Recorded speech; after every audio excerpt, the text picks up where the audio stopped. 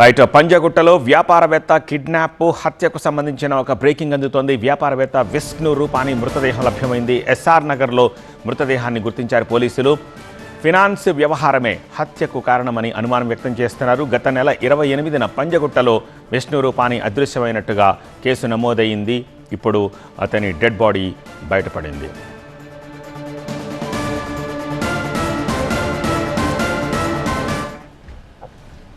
అతని ఫైల్ ఫోటోను చూస్తున్నాము. పంజగుట్టలో వ్యాపారవేత్త కిడ్నాప్ ఉదంతం హత్యోదంతంగా ముగిసింది. వ్యాపారవేత్త విష్ణు రూపాని మృతదేహం లభించింది. ఎస్ఆర్ నగర్లో మృతదేహాన్ని పోలీసులు గుర్తించారు.